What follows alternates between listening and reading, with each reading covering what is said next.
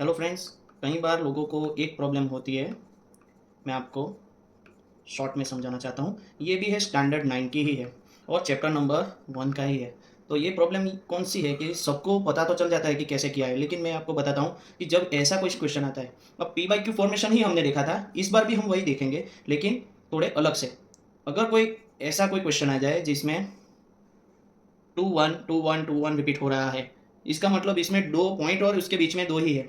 तो हमने ऐसा कुछ किया था कि उसके अंदर से दो हमें सब्सट्रैक्ट करना है, और सब्सट्रैक्ट करने के बाद ये दो एक ही नंबर है जो पॉइंट और बार वाले नंबर के बीच में है, तो इसलिए हम उसका एक ज़ीरो ऐड करते हैं। और ये बार वाले नंबर दो है तो इसके दो 9 लिख लेते हैं।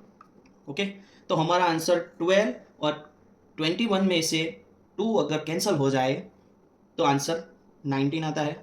और 990 तो नीचे लिखा ही है।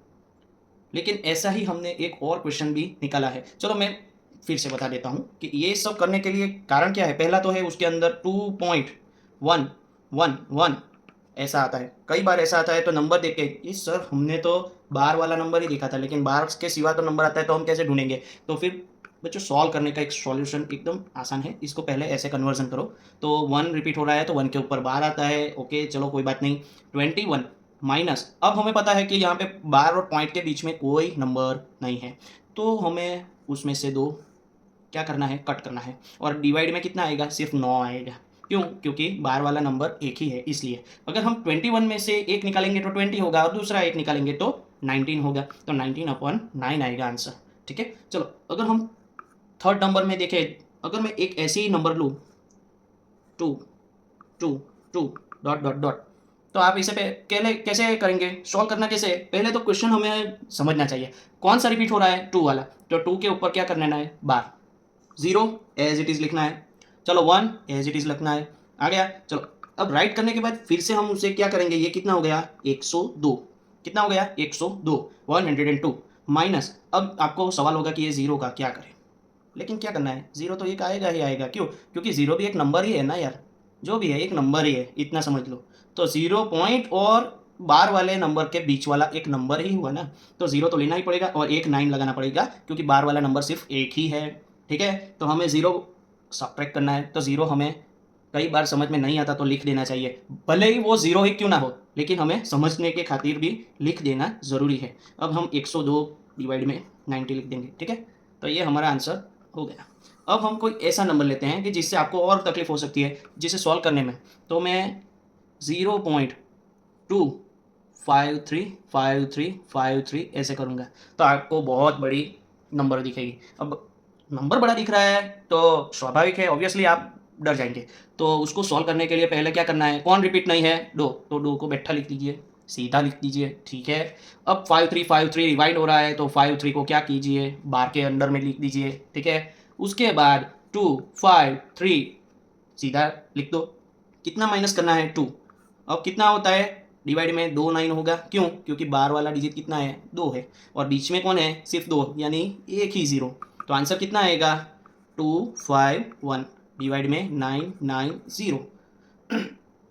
फिर से एक बार देखते हैं। आपको अगर ऐसा कोई क्वेश्चन पूछे कि आपको उसमें सॉल्व करने में थोड़ी सी दिक्कत आती है, तो आप कितना डालोगे। तो पहले मैं ज़ीरो लिखूंगा, फिर ज़ीरो लिखूंगा, फिर ज़ीरो लिखूंगा, उसके बाद 3 माइनस करूँगा, 3 डालूंगा, उसके बाद 2, उसके बाद 5, 2 5। अब क्या होगा, तो ये बहुत बड़ा नंबर है। हमें जितने भी नंबर पिछली वीडियो में लिए थे उसके अंदर हमने तैयार नंबर लिया था। अब नंबर को कन्वर्ट करना है, वो भी हम ले रहे हैं, इसीलिए ये वीडियो दूसरी बार मैं डाल रहा हूँ कि ऐसा कोई भी हो तो आपको सॉल्व करने के लिए ज़्यादा दिक्कत ना होनी चाहिए। तो हमें ये रिपीट नहीं हो रहा है तो उसे हमें लिख देंगे। ठीक है। अब कौन सा वाला है जो बार बार आ रहा है, 25 25। ओके। तो 25 हम लिख देंगे और उसके ऊपर बार कर देंगे। ओके। 25 के ऊपर बार करेंगे, इसका मतलब हमें 9 दो बार लिख देना है। ठीक है। 9 हमने 2 टाइम्स लिख दिया। उसके बाद क्या करना है, कितने हैं नंबर, 1 2 3। ओके 3 बार है तो 3 बार हमें क्या करना है, 30 लिख देना है। ठीक है। अब क्या करना है, 3 2 5 में से कितने हमें करवाने हैं सब्सट्रैक्ट, तो कि 1 2 और 3। तो आप लोग बोलेंगे कि सर इसमें तो 2 आया, 3 आया, 4 आया, 1 आया, लेकिन बीच में तो 3 नंबर है, तो 3 बार 3 हमें सब्सट्रैक्ट करने चाहिए। ऐसा बोलेंगे। लेकिन इसमें भले ही 3 नंबर हो, लेकिन इसमें अगर 1 होता, यहाँ पे 0 की बजाय 13 होता, तो मैं 13 इसमें से सब्ट्रैक्ट कर देता। लेकिन हमें सब्ट्रैक्ट कौन सा करना है? 3 ही करना है। क्यों? क्योंकि 0 की तो वैल्यू हम रखते ही नहीं है। तो 5 में से 3 अगर कट हो जाए तो 2 होता है, तो 2 2 आ गया। ओके, 9 9 0 0 0। क्यों? क्योंकि बार और पॉइंट के बीच में 3 नंबर है, भले ही 0 हो, इसमें हमें गिनती में उसे ऐड करना ही करना है।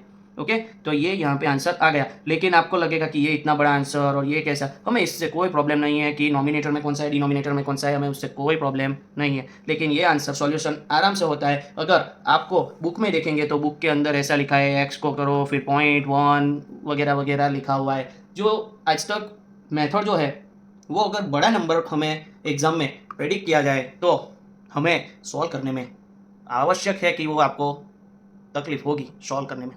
तो आशा रखता हूँ कि आपको ये जल्दी सॉल्व करना सीख जाओगे और मैंने जो ये वीडियो में डाला है आपको अच्छा लगेगा। अगर आपको ऐसा लगे कि ठीक है, बहुत अच्छा है, कमेंट मुझे कीजिए कि हमें कौन सा प्रॉब्लम सॉल्व करना है, 9th का हो, 10th का हो, कोई प्रॉब्लम है। अगर आप कहोगे कि भाई मुझे चैप्टर नंबर 13 स्टैटिस्टिक्स सॉल्व करना है 10th में, अगर आप कहोगे कि मुझे चैप्टर नंबर 14 में कुछ नहीं प्रॉब्लम हो रही है, तो वो भी सॉल्व करेंगे। अगर आप पूछोगे कि स्टैंडर्ड 10th में कौन सा है चैप्टर सॉल्व करना है, तो वो भी मैं सॉल्व करके दूंगा, ठीक है। लेकिन आपको कमेंट करते रहना है। अगर आपको कोई प्रॉब्लम हो, कोई दिक्कत हो, तो आप मुझे बोल सकते हैं। ओके, क्योंकि हर कोई स्टूडेंट ही होता है। ओके, और टीचर भी पहले स्टूडेंट ही होते हैं, ठीक है। ओके, चलो बाय।